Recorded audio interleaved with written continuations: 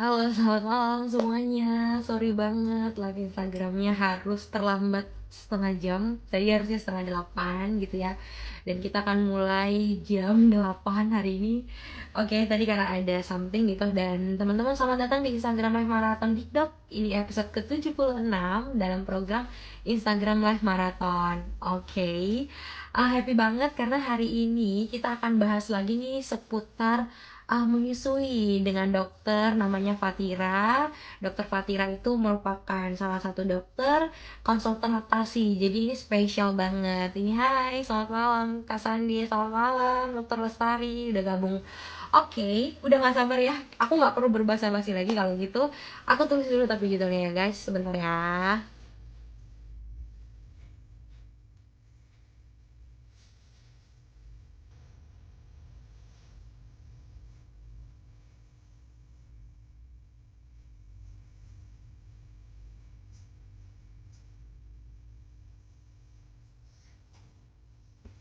Hai dok, bentar ya dok, aku lagi tulis judulnya nih. Bentar ya.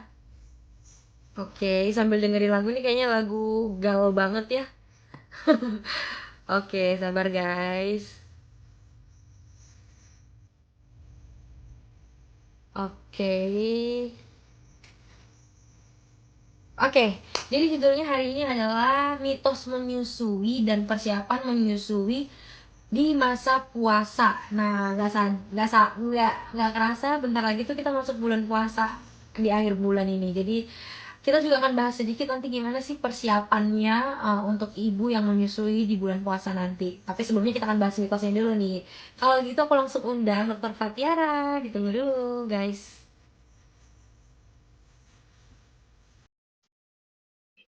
Oke, udah diundang dok. Boleh diterima. Halo dokter. Eh, Assalamualaikum. Maaf ya dok, telat saya 30 iya, menit. tahu apa? Oke. Teman-teman, ini kita masih punya waktu. Jadi habis ini sebenarnya dokter Tiara masih ada konsultasi. Jadi kita harus secepatnya ini ngobrol sama dokter Tiara. Dokter Tiara, selamat datang di Dikdok, Dikdok Diskusi Kara Dokter. Ini lucu sih, jadi kemarin aku hubungi dokter Tiara tuh sebenarnya mau ajak kerjasama gitu. Ternyata dokter Tiaranya udah gabung, and then aku langsung ajakin aja nih. Dok, mau nggak live IG? Dan pas banget ternyata dokter Tiara ini adalah konsultan laktasi. Nah, kita akan kenalan langsung nih sama dokter Tiara. Fatiara ya dok ya, boleh mungkin cara penyampaian nanti gimana? Ya, silakan kenalan dulu dok. Boleh panggil Dokter Tiara juga nggak apa-apa. Halo Mbak Ivo, selamat malam. Selamat malam semuanya yang lagi nonton live kita juga. Perkenalkan, aku Dokter Fatiara, aku dokter laktasi. Aku mulai terjun ke dunia laktasi ini sejak Oktober tahun 2022 kemarin gitu. Aku kerja di salah satu instansi pemerintah di Jakarta. Terus aku Oke. juga konsultan di YesDoc ya. Jadi aku pengin ya kalau di aplikasi YesDoc, aku online-nya tuh konsul online-nya di hari apa dan jam berapa gitu. Oke, wow, congrats ya dok ya. Oktober udah ini ya, udah jadi konselor laktasi. Oke, panggilannya dokter Tiara, namanya lucu banget. Fat Tiara. Oke, dokter Tiara, kita ngobrol dulu karena waktu kita hanya sebentar. Kita mau ngobrol, kan kita mau ngobrol sebenarnya banyak banget mitos menyusui. But sebelum ke situ, kita mau ingat lagi nih, sebenarnya definisi menyusui itu apa dok? Menyusui itu proses bayi menyusu dengan air susu ibu dari kedua payudara ibu ya. Jadi menyusu itu salah satu investasi terbaik untuk anak kita gitu karena hak setiap anak untuk dapat ASI karena ASI itu yang paling terbaik, nggak ada satupun susu lain yang bisa menggantikan manfaatnya ASI gitu karena kan WHO, Kementerian Kesehatan juga sudah selalu ngasih tahu terus ya ASI harus ASI eksklusif. ASI eksklusif tuh ASI selama 6 bulan tanpa dicampur lain gitu. Itu termasuk salah satu apa ya anugerah Tuhan, emang katanya nggak ada tandingannya sih si Asi ini, hebat Betul. sih memang. Oke, Dok, berarti ini saya kan saya juga belum menikah, belum punya anak gitu. Berarti saya juga nggak terlalu banyak tahu seputar mitos-mitos menyusui. Nah, kita mau bahas mungkin bisa 5 dulu kali ya, Dok ya, kalau kita sempat nanti waktunya. 5 mitos yang dokter paling sering dengar atau ditanyakan oleh ibu-ibu. Yang pertama apa tuh, Dok? Yang pertama, dok, aku baru lahiran nih, kok ASI aku nggak keluar ya? Aku langsung ganti pakai susu lain aja ya dok. Itu biasa tuh paling Oke. sering menyusui dengan kehamilan yang pertama. Jadi biasanya udah ketakutan nih, asinya kok nggak keluar gitu. Terus yang kedua, biasanya pada ibu hamil yang datang ke saya, dok payudara saya tuh kecil, kira-kira nanti asi saya bisa banyak nggak ya? Gitu. Biasanya yang ketiga tuh, dok kalau nyusuin tuh pasti sakit ya? Gitu. Biasanya jadi kita bahas Iya, satu-satu ya. iya. Biasa aku bilang, Bu, kalau misalnya ibu baru lahiran, biasanya memang ASI itu bisa sampai 3 hari baru keluarnya gitu. Tapi Hmm. tetap harus di skin to skin sama bayinya supaya itu memancing produksi hormon prolaktin. Hormon prolaktin tuh hormon yang memproduksi ASI gitu.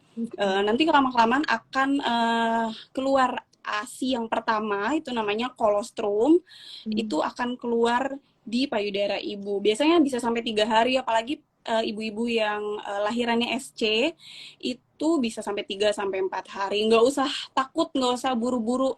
Aduh, saya pasti nggak bakal bisa nyusuin nih ASI aku, kok nggak keluar gitu. Aku nggak bisa kasih ASI nih. Tenang, konsultasiin ke dokter laktasinya atau ke dokter anaknya, pasti akan dibantu gitu. Itu yang pertama. Terus yang kedua biasanya datang nih dok, payudara aku kecil nih gitu. Pasti aku nggak bakal bisa nyusuin ya dok, karena kata orang-orang cuman payudara yang besar yang bisa nyusuin. Salah ya, itu mitos karena bayi tuh nyusuin bukan di payudaranya ya, karena bentuk payudaranya enggak, payudara kecil, payudara besar itu sama-sama punya kelenjar produksi asinya.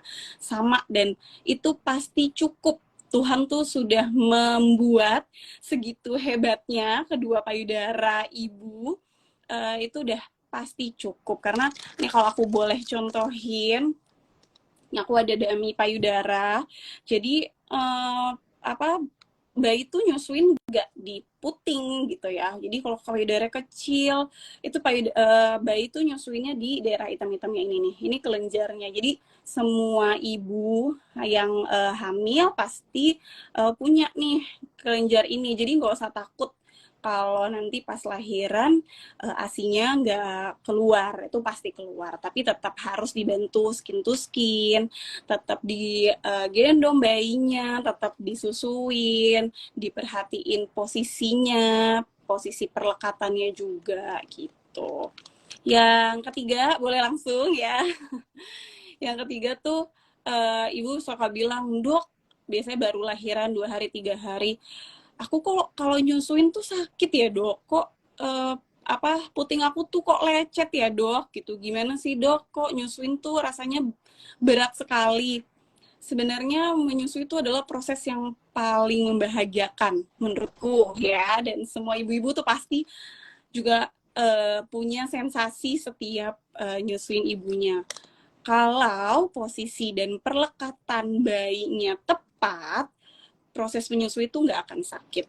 Makanya pentingnya nih, biasanya ibu-ibu hamil sebelum mendekati mau lahiran baru ketemu dokter laktasi. Sebenarnya dari kehamilan trimester 2 dari 13 sampai 28 minggu, ibu-ibu tuh bisa loh datang ke rumah sakit bilang sama dokter kandungannya, dok, aku boleh nggak dikonsulin ke dokter laktasi gitu. Aku mau tahu nih persiapan apa aja ya yang aku butuhkan untuk nanti aku proses menyusui gitu.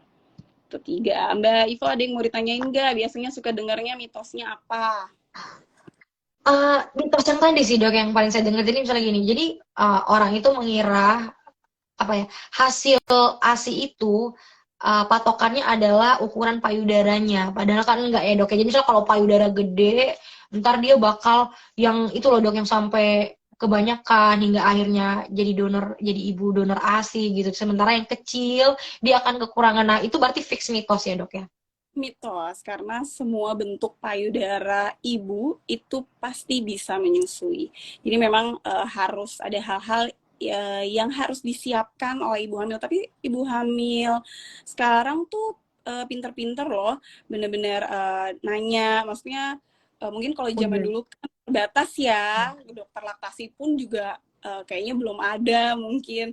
Karena aku pun sebagai dokter waktu jadi ibu juga kelimpungan sebenarnya. Banyak mitos-mitos yang dengar nanti nyusuin sakit loh, nanti susah loh buat ASI eksklusif gitu. Aku pun sampai saat ini masih jadi ibu ASI gitu. Bisa, semua orang pasti bisa menyusui. Nanya dok, Gitu. boleh nggak? Ini kita tuh kan di negara Indonesia ya, maksudnya identik kayak sama apa ya kayak ritual-ritual dalam arti tuh kayak misalnya, oh kalau mau asinya lancar, Oh, nggak coba info. mungkin buat kunyit Internetnya gitu. nggak info. Halo, sudah dengar dok? Sudah ya? Gimana? Maaf, diulang. Oke, gini dok, kan kita tuh di negara Indonesia, jadi kayak identik sama kayak rempah-rempah gitu, bahan-bahan yang rempah-rempah lah. Jadi kan mungkin ada nggak dok, ada nggak sih mitos seputar menyusui ini yang kayak, oh kalau ASInya mau lancar harus misalnya diserepin sama kunyit gitu, atau misalnya dioles sama jahe gitu, ada nggak dok yang gitu-gitu? Sebenarnya kalau itu kan mungkin termasuk ke ASI booster ya. Sekarang tuh banyak banget ASI booster di mana-mana ya. Ibu menyusui biasanya tuh konsumsi ASI booster.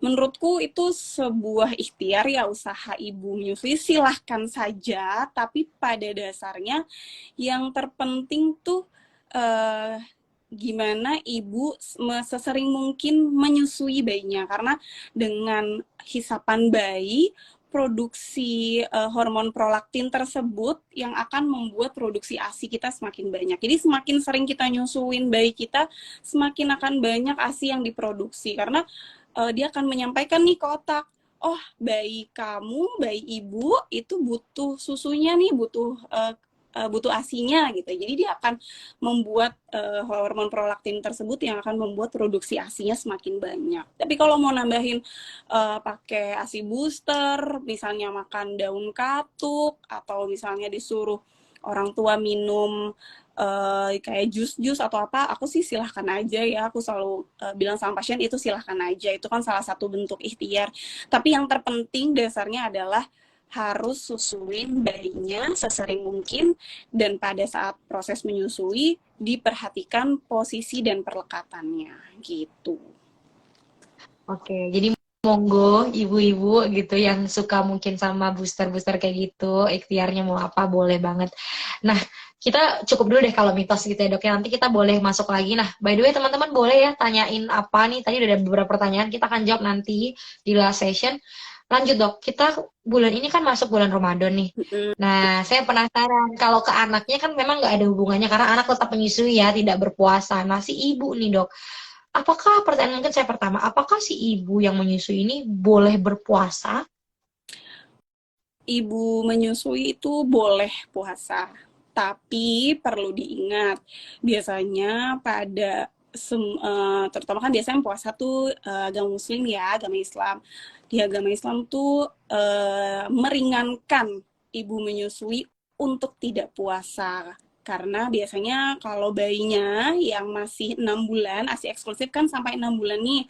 Jadi kalau sampai kurang dari 6 bulan, ibunya merasa pada saat mencoba puasa produksi asinya berkurang, karena dari pengalamanku ya jujur aku mencoba puasa memang walaupun kita sudah menambah makanannya juga, menjaga asupan nutrisinya juga, itu tetap mempengaruhi biasanya untuk produksi asinya. Jadi kalau bayinya yang masih asi eksklusif, lebih baik aku menyarankan untuk tidak puasa dulu, karena kita kan harus lihat juga kebutuhan nutrisi bayinya. Terus kalau misalnya untuk yang lebih dari 6 bulan, balik lagi aku lihat dulu kondisinya. Kalau misalnya tanda kecukupan ASI di bayinya cukup, itu dengan berat badannya naik setiap bulan sesuai dengan kartu KMS atau kartu menuju sehat, dan ibunya sanggup, tidak ada tanda-tanda lemes, terus habis itu sampai gemeteran, terus bayinya jadi gelisah, silahkan saja boleh puasa. Tapi kalau misalnya ada tanda-tanda yang tadi, ditunda dulu aja puasanya, karena memang di agama Islam bisa diganti puasanya nanti kalau sudah bisa atau sudah kuat badannya untuk puasa gitu. Oke, berarti option ya, ada option yang lebih baiknya gitu sambil untuk mendukung nanti proses mengasihinya. Nah, berarti persiapannya dong. Berarti kan ini poinnya penting banget nih dok, di masa puasa ini akan ada persiapan khusus yang ibu itu harus perhatikan supaya tadi ya tujuannya mengoptimalkan pemberian ASI kepada si babynya gitu. Apa dok bedanya gitu sama bulan lain? Yang pertama, satu kalau untuk bulan puasa ya, ibu yang penting adalah tidak memaksakan kondisi ibunya sendiri, karena perhatikan sinyal tubuhnya. Kalau memang karena kan kebutuhan cairan ibu menyusui itu bisa sampai sehari 3 sampai 4 liter, karena ASI sendiri itu kan sebenarnya cairan ya, jadi harus banget dibantu dengan air minum. Terus yang kedua, perhatikan juga nih stok ASI perahnya. Kalau misalnya ASI perah ibu banyak, stoknya di kulkas gitu ya, mau tetap coba puasa nggak apa-apa, boleh. Terus yang ketiga, pada saat sahur dan pada saat buka puasa, perhatikan asupannya.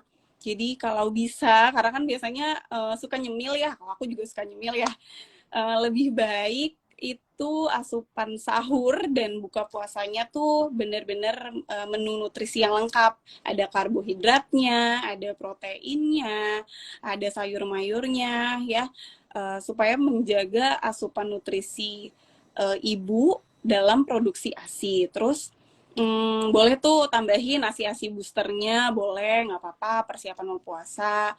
Terus pada saat ibu, apalagi kalau pada ibu bekerja ya, itu tetap harus pumping. Jangan sampai nggak pumping, karena dengan ibu menunda pengosongan payudara, itu akan membuat lama-lama produksi ASI juga berkurang gitu. Terus pada saat buka puasa, aku selalu nyaranin sih kalau pasien kalau puasa, buka puasa tetap harus ada proses nyusuinnya sama bayinya ya langsung. Apalagi malam hari, karena malam hari tuh produksi prolaktin kita tuh lagi tinggi-tingginya. Jadi itu bagus banget buat menjaga ASI di dalam tubuh kita gitu. Oke, nah ini ibu-ibu, ntar lagi 3 minggu lagi ini akhir bulan kita udah mulai puasa, boleh dipersiapkan persiapannya, tips-tipsnya tadi dari Dokter Tiara. Dok, kita coba tanya jawab dulu ya. Ini tadi kan kita ada bilang ya, kayak mitos banget nih kalau bentuk payudara menentukan banyak atau sedikitnya jumlah asin. Ini setuju nih ada dari Henry underscore ASU. Semua bentuk payudara pasti bisa menyusui, setuju. Ini dia setuju. Oke, ini ada pertanyaan lagi dari ada Tiara Cita Okta Pratiwi. Dok, maaf, bagaimana tips dan trik busui di bulan Ramadan? Bayiku 5 bulan 2 minggu saat puasa nanti dan aku juga working mom. Ada nggak yang lebih spesifik, dok? Untuk Ibu Tiara, triknya tadi sih aku selalu nyaranin ya, kalau kurang dari 6 bulan, aku dilihat dulu nih kemarin yang pas usia 4 sampai 5 bulan, berat badannya bayinya bagus nggak di buku KMS-nya. Kalau misalnya bagus, mau coba puasa, boleh. Yang pertama, perhatikan sahurnya ya, sahurnya, asupan nutrisinya harus dipenuhi ya, karbohidratnya, sayur mayurnya, proteinnya, itu apalagi karena ibu menyusui itu harus ada tambahan kalori dari kalori biasanya tuh 300 sampai 500 kalori. Terus yang kedua, karena kebutuhan cairan kita tuh biasanya harus 3 liter minimal, berarti harus dialokasiin mineralnya, airnya. Jadi pada saat sahur misalnya cuma bisa masuk 500 atau sampai 700 mili airnya.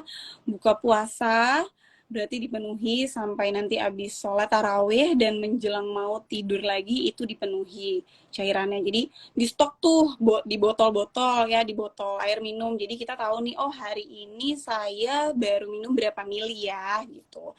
Terus yang ketiga, karena Ibu Tiara kerja nih ya, kerja tetap pumping. Tetap pumping di jam-jam yang biasanya ibu nyusuin anaknya, itu tetap pumping.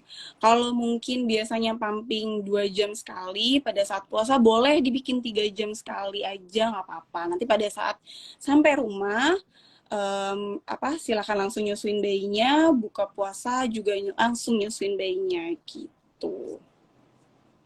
Terus satu lagi, kuncinya sih sebenarnya adalah relax. Jadi ibu menyusui itu harus happy, harus relax, karena dengan relax dan happy ini akan membuat hormon oksitosin atau yang kita sebut tuh hormon cinta ya. Hormon oksitosin itu hormon cinta. Dia akan membuat produksi ASINya juga lebih lancar gitu. Jadi ibu-ibu relax, minta support dari keluarganya, minta support sama suaminya. Aku mau puasa nih, bantu ya, ingetin aku minumnya, makanannya gitu. Oke, itu. Nanti videonya ini bisa di crop terus dikirim deh ke keluarganya suaminya gitu ya. Dok, saya penasaran ada nggak sih sebenarnya kayak makanan-makanan tertentu gitu yang itu bisa meningkatkan hasil ASI ini, Dok? Ada nggak sebenarnya? Kalau makanan tertentu sih nggak ada ya, maksudnya nggak ada yang spesifik. Yang memang yang penting adalah asupan nutrisi gitu. Kadang malah yang sering ditanyain pasien tuh, dok, aku tuh suka ngopi, aku boleh nggak sih ngopi? Padahal aku tuh Hmm. lagi nyusuin gitu. Boleh, Bu, boleh, tapi diperhatikan biasanya dari CDC tuh maksimalnya adalah konsumsi kopi tuh sekitar 300 gram atau sekitar 2 sampai 3 cangkir kecil. Tapi Hmm. kan biasanya konsumsi kopi paling nggak sebanyak itu ya kalau ibu menyusui. Kalau lagi pengen boleh bu, nggak apa-apa. Apa yang membuat ibu senang atau kayak makanan pedes boleh nggak ya dok, nanti asi aku jadi ikutan pedes lagi. Ya. Kata jadi asinya pedes, enggak sama sekali. Kalau Mitos ibu ya. benar makan pedas boleh, nggak apa-apa, tapi dilihat pada saat setelah ibu konsumsi kopi atau misal konsumsi yang pedas-pedas, dilihat reaksi ke anaknya 1 kali 24 jam, apakah membuat anaknya jadi BAB-nya jadi cair atau anaknya dirasa kok jadi kembung. Berarti kalau misalnya memang ada keluhan tersebut pada bayinya, berarti bayinya ini sensitif, berarti ibu Hmm. mau nggak pending dulu minum kopi dan makan-makan pedesnya gitu. Tapi kebanyakan sih kalau konsumsinya nggak terlalu banyak, nggak ada masalah apa-apa sih gitu. Hmm. Oke, oke. Dok, kita mundur dikit ya, Dok ya. Tadi kan mitosnya tuh baru 3 nih. Boleh nggak? Masih ada waktu nih. Kayak apa sih lagi mitos-mitos yang lain, Dok? Mitos lain tuh, biasanya ibu baru tuh, dok kok bayi aku tuh nangis terus ya gitu, kok kayaknya udah nyusuin kok nangis lagi, abis nyusuin kok nangis lagi, kenapa ya dok, apa asinya nggak cukup ya dok di payudara gitu. Sebenarnya bayi tuh nangis bukan cuman karena mau minum ASI loh gitu. Benar, ada lapar, ada mungkin popoknya penuh, atau misalnya dia kolik atau rasa nyeri di perutnya yang berlebih, itu biasanya karena kembung ya. Jadi memang aku selalu saranin kalau misalnya setiap abis nyusuin, jangan lupa bayinya diposisikan agak tegak ya, supaya betul posisinya ditaruh berdirikan di pundak atau misalnya agak setengah duduk, nggak apa-apa, agar keluar tuh udara-udara yang masuk pada saat lagi proses menyusui gitu. Terus biasanya juga kadang dok, aku lagi demam nih, aku boleh nggak sih nyusuin bayi aku, nanti bayi aku ikutan demam nggak ya gitu. Kalau misalnya ibu yang sedang menyusui lagi demam atau misalnya lagi sakit, tetap boleh menyusui anaknya, nggak apa-apa. Anaknya nggak akan ikutan jadi demam, karena demam itu kan sebenarnya infeksi ya, infeksi virus gitu. Jadi kalau anaknya tidak terinfeksi ya nggak masalah gitu, tetap susuin aja. Ibunya juga tetap minum obat, konsultasikan obat apa aja yang boleh diminum pada saat lagi menyusui gitu. Itu sih paling sering tuh mitos-mitos gitu, apalagi karena pada ibu-ibu yang baru punya anak biasanya. Aku juga udah banyak banget waktu pas mau nyusuin tuh, kok nanti nanti ini nanti itu, tapi karena dulu tuh jadi dokter juga nggak ada pelajarannya loh Mbak Ivo tentang laktasi ini, bener-bener clueless rasanya nyusuin tuh kok gini ya gitu. Tapi ternyata pada saat kita bertanya pada ahlinya itu sangat membantu kegelisahan-kegelisahan ibu menyusui gitu. Oke, oke dok. Terakhir deh dari dokter Tiara. Kita kan tadi topiknya malam hari ini ada dua ya. Tentang mitos, karena mitos ini pasti banyak banget terjadi atau dialami oleh ibu baru ya, apa gitu ya. Terus sama persiapan nih. Apa yang harus ibu ini lakukan untuk memastikan ini mitos atau fakta? Itu yang pertama. Terus yang kedua dok, poin penting sebenarnya persiapan dari tips untuk menuju bulan Ramadan bagi ibu yang menyusui ini apa sih dok sebenarnya yang harus dilihat ibu ini? Sorry tadi yang pertama, oh mitos atau faktanya ya. Mitos waktu. Kalau faktanya sebenarnya kan ibu tuh bawa anaknya ya sebulan sekali biasanya untuk tahu perkembangan bayinya, baik ke Iya, posyandu berkembang. ataupun ke puskesmas ataupun ke rumah sakit. Jadi bisa hal-hal yang menurut ibu gelisah ini benar nggak ya? Itu sebenarnya ibu bisa tanyakan pada saat datang ke posyandu, puskesmas atau ke rumah sakit. Atau sebenarnya banyak juga bisa dicari di Google, tapi dengan narasumbernya yang jelas, jelas sumbernya itu adalah jawabannya dari dokter gitu. Karena kadang kan ada info yang bukan dokter, jadi nanti takutnya miskomunikasi gitu. Terus yang penting dipersiapkan adalah untuk puasa ibu dan bayinya dalam keadaan sehat. Kalau ibunya sehat, ibunya fit, ibunya bayinya sehat, berat badannya bagus. Karena ibu harus tahu ya dua tanda kecukupan ASI. Jadi kalau bayinya dalam 24 jam itu buang air kecilnya minimal 6 kali dan berat badannya naik setiap bulan, berarti kan ASINya cukup untuk bayinya. Ibu silahkan boleh puasa gitu. Yang penting fit dulu badan ibunya dan dilihat kesehatan bayinya. Terus yang kedua, silahkan konsultasikan, boleh kalau yang di terdekat ada dokter laktasi silahkan, kalau tidak di puskesmas juga ada bidan-bidan atau dokter umum, nggak apa-apa ditanyakan, dok kira-kira dengan keadaan aku seperti ini, keadaan saya seperti ini, dan keadaan bayi saya, apakah saya mumpuni untuk puasa di bulan Ramadan gitu. Itu sih yang penting Mbak. Kalau ibunya sehat, insya Allah puasanya juga bisa lancar. Jadi kalau sehat kan makan juga pasti dipenuhi asupan nutrisinya gitu. Oke, oke, wow, nggak kerasa nih udah kita udah di ujung acara. Buat temen-temen nih yang nanti mungkin nonton banyak atau nanti setelah video ini diupload, kalau misalnya mereka pengen ngobrol lagi nih sama Dokter Tiara seputar persusuan atau ASI lah ya dok yang kita sebut ya gitu busu ini, bisanya menghubungi dokter offline dan online itu di mana dok? Bisa. Kalau online aku ada di YesDoc sebenarnya. Jadi buat yang lagi nonton sekarang, ayo download aplikasi YesDoc-nya.